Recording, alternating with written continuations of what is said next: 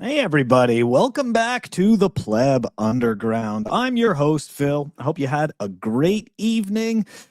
Hey, Eastside Tony, good morning. Yep, this is fine, man. It's okay. It's fine. We've got coffee. We're sitting in the house. The house is on fire, but nobody notices because the fire's keeping us warm. So it's all good. It's all good. All right, guys, let's take a look at what we're talking about today. Oh, the panic, the Bitcoin hash rate has plunged. Oh no, what are we gonna do? we're gonna dive into that. We're gonna dive into the reasons why you're seeing this. We're also going to take a look at there's a new Bitcoin show, right? Having to deal with some Bitcoin VCs. We're going to take a look at Cyphertank.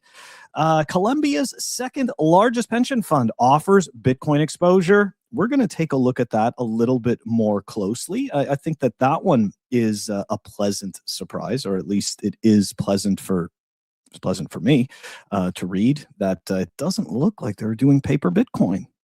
Anyways, we're going to dive into that story. Of course, there is some Blackrock news. We talked about this, I think it was like 2 or 3 weeks ago.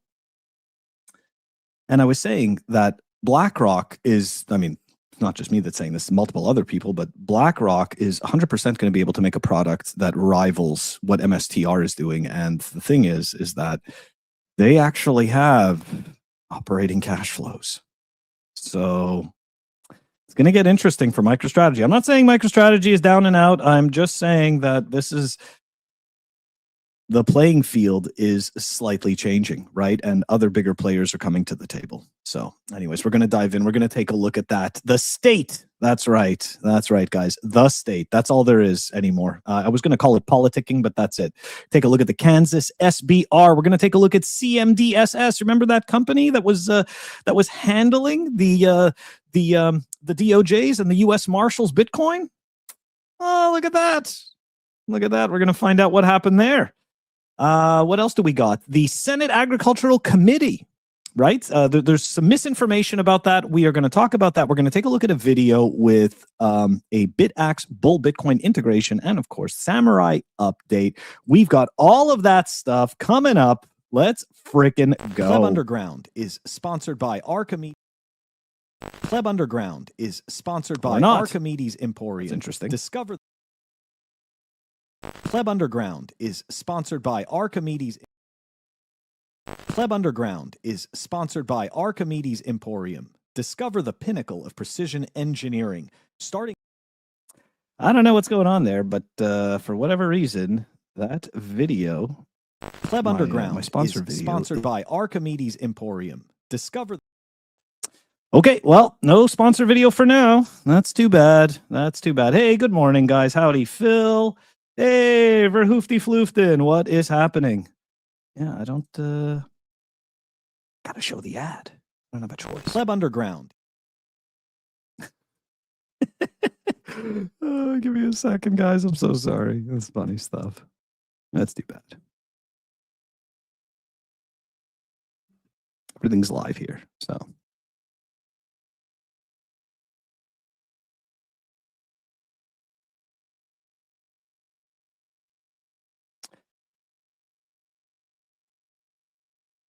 All right, I'm thinking. Let's see here.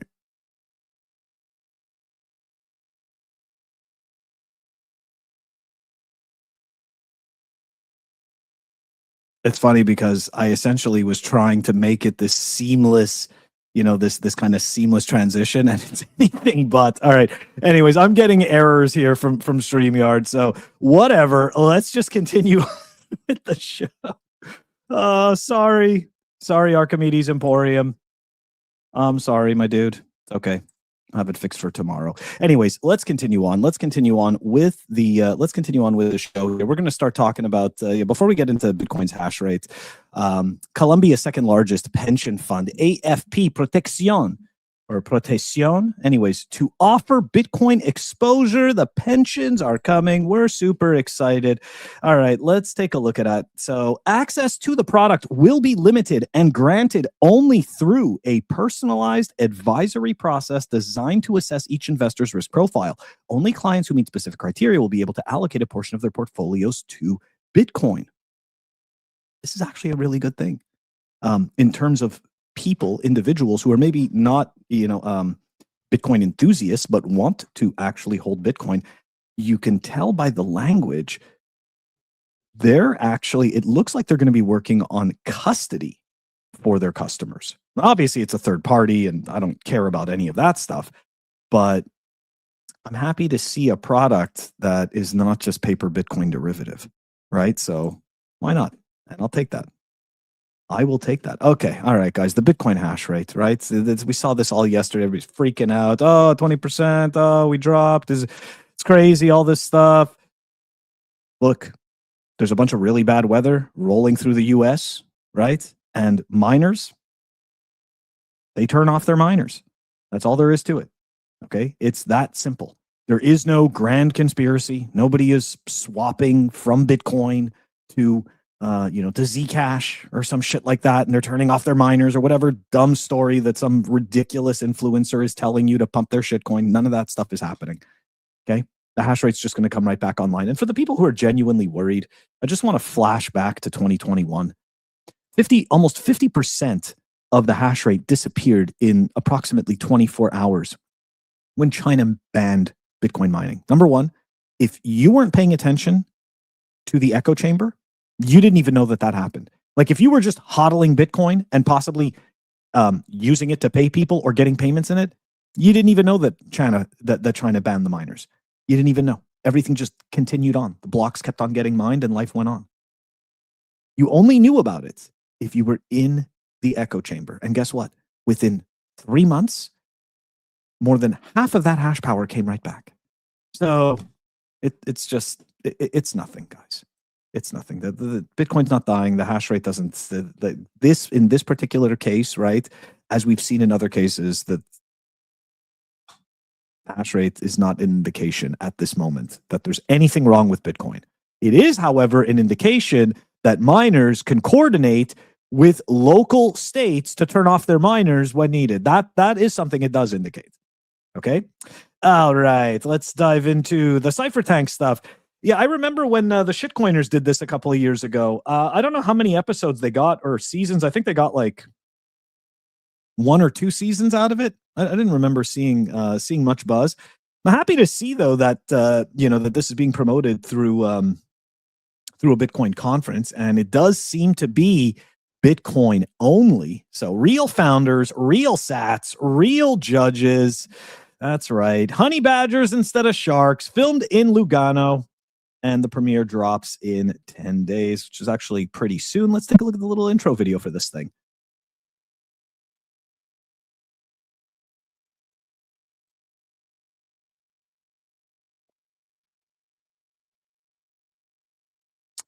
Can you guys actually see the video?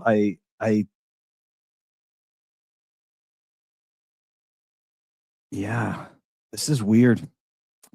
It's too bad. For whatever reason, I'm having technical issues. Anyways, whatever. I am so sorry, guys. That's garbage. Complete garbage. Okay, so no videos for us. No videos for us. That's fine. We'll continue on. Anyways, I guess I can say in terms of the commentary on this thing, I do appreciate that, that they're trying to, to get the word out there and everything like that, and trying to make Bitcoin a little bit more fun and a little bit more relatable to retail. So that's at least a good thing. And I saw that Joe and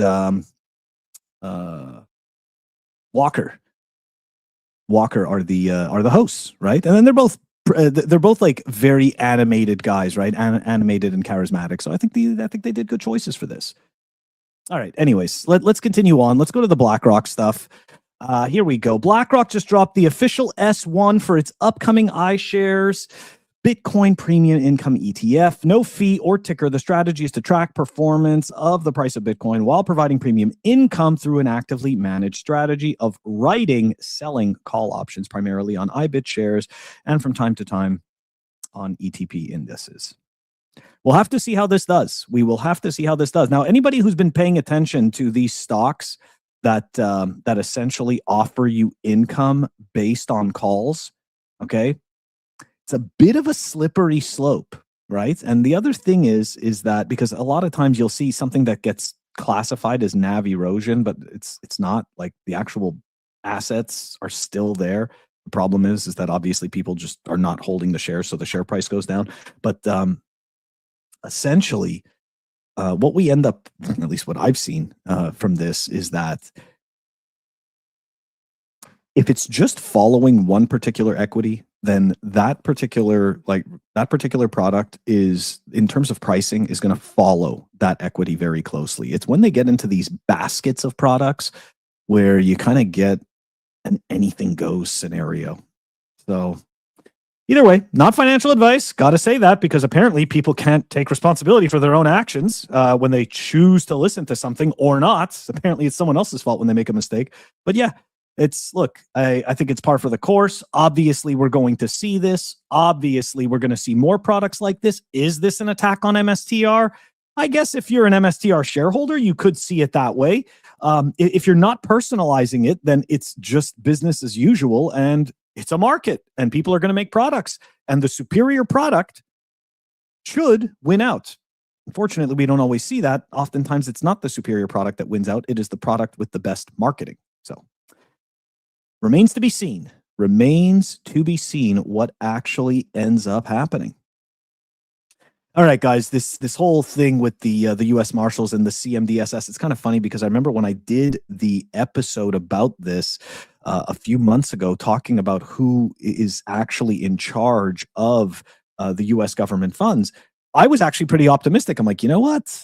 I'm like, these guys, they seem to be a tech-related firm. And I remember the one thing that I said was, even though they're specialists in IT, I don't know how much they know about Bitcoin. So that's it's kind of too bad, huh? It's kind of too bad. Either way, though. Either way, wonder what's going to happen to that kid. All right. So the son of CEO at U.S. Marshals crypto custody firm CMDSS steals millions in BTC, allegedly, right, from the U.S. government. Young hacker was baited into showing off his wallets. Guys, I talk about this all the time, right? The ego games. It's so easy to get somebody to have to explain something, to have to prove something. Listen, you don't owe anybody any explanations. You don't have to prove anything. And in fairness, right, the desire to flex is just ego driven, right? It's ego driven, and at a very core level, it's very primal, right? It's a primal thing. It comes from a very long time ago to be able to show, right, to the rest of the village that you are the caveman with the most resources, and that you can waste those resources at will. And then, of course, what that is supposed to signal to the female cavemen is that because you have so many resources that you can waste, you're a viable mate, and better than a viable mate. It's all fucking bullshit. And this kid just got totally roped into it, and now he's screwed. He is completely screwed. Anyways, those wallets were now linked to over 40 million in seized crypto stolen from the U.S. government. According to a detailed investigation by ZachXBT, the individual known online as John Lick was caught screen sharing wallets tied to more than 90 million in suspected thefts, including funds traced back to the U.S. government seizure addresses connected to the Bitfinex hack. And here is a screenshot from ZachXBT. Zach XBT, it's a great account. He does awesome sleuthing. And here it is. You can see not too long after this whole thing happened, CMDSS shut down their Twitter. They got rid of their website and their LinkedIn all in one shot. So clearly, I don't know, the CEO of that company might be looking for another job, and his kid may have just changed his life for the worst. All right, the Kansas Bitcoin Strategic Reserve Bill. Let's dive into it.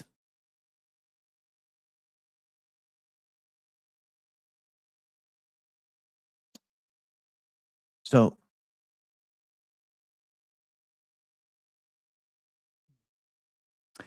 look at that. They're going to create a state Bitcoin reserve through unclaimed digital assets. Oof. They're taking the same path Same path as the federal government. Well, not really. I'm being a bit of a dick there. It's not that they're taking the same path. It's that they're not actually buying any Bitcoin. That's the TLDR. They're not actually buying it. Anyways, the legislation amends Kansas unclaimed property statutes to include digital assets with a 3-year abandonment period before the state can claim dormant crypto holdings. The bill most distinctively provision creates a 2-tier treatment for digital assets. Non-Bitcoin digital assets would see 10% of each deposit credited to the state general fund. Bitcoin receives explicit protection under Section 1B, which states the Treasury shall not deposit Bitcoin into the state general fund. So they're willing to get rid of some shitcoins and some stable coins, but they want to make sure that they can hang on to all the BTC that they can. That's good. I appreciate that. The unclaimed property approach follows a similar structure to Arizona's HB 2749, signed into law in May 2025. 3 states have enacted reserve legislation, with 17 additional states considering similar measures. And in all fairness, I don't think I've actually seen a state purchasing Bitcoin. They purchase shares. Right? They'll purchase shares of companies holding Bitcoin. But I've yet to see one actually purchase Bitcoin. I got to go back and take a look, though, right? Because I probably did report on it and I've already completely forgotten. But for the most part, I'm just seeing buying shares, and I'm seeing seized assets, or in this particular case, right, like Arizona, abandoned assets. So jury's still out on that. All right, the Rhode Island stuff. That's right. That's why this whole section is the state. Rhode Island just introduced Senate Bill S-2198 to launch a special commission studying Bitcoin's economic and regulatory impact. The Senate bill, introduced by Senators Lou DePalma, Gu, Burke, Urso, Polino, and Zurier, would create a 5-member commission tasked with reviewing blockchain and crypto activity across the country, examining current Rhode Island laws, studying non-fungible tokens, NFTs, and consulting industry experts. The commission would also provide legislative recommendations to foster a pro-business environment, which means this is about crypto. This is not really about Bitcoin. It's just about crypto. Yeah, it really is. And for the Senate Agricultural Committee, the reason why I wanted to talk about this is that they're holding their markup meeting on January 29th, but there is a whole bunch of news that is, or I should say, posts that are going out indicating that this meeting was actually going to happen today and is happening today. That is incorrect. That is incorrect. That is not happening today. It is happening on the 29th. And thank you, The Rage, for clearing that up for a lot of people. That was good stuff. Yeah, Eastside Tony. Nobody likes operating cash flow. Nobody likes reoccurring revenues. Nobody likes increasing revenues. Apparently, all you got to do is just be broke, hold Bitcoin, and hope to God people will buy your shares.